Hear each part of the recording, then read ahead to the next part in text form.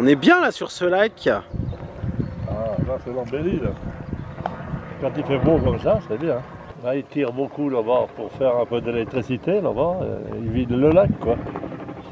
Ils mettent les barques à l'eau après là-bas. Là on voit clairement la baisse du niveau du lac. Là on voit la limite blanche et sombre. C'est donc la limite du lac à sa cote maximum. Et on voit donc qu'il y a 1,70 m de moins pour arriver au niveau actuel. On a sous les yeux, là, avec cette trace blanche, un des effets du réchauffement climatique, non? Là, l'effet visuel, effectivement, du réchauffement climatique.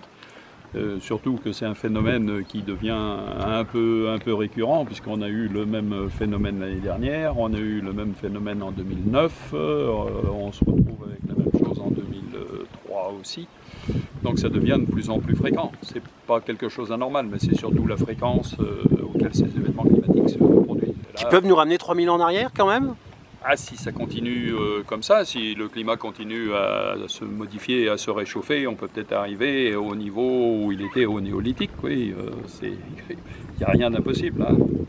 En attendant, on peut faire exceptionnellement du coup à cette époque au lac de Paladru le tour sur les berges qu'on ne peut pas faire d'habitude. Là, on peut faire pratiquement le tour du lac, oui. Oui, sur les berges, alors que normalement, non, on ne peut pas. Il n'y a pas d'espace pour ça. Les berges sont assez à pic, mais là, la plage est fait le tour du lac.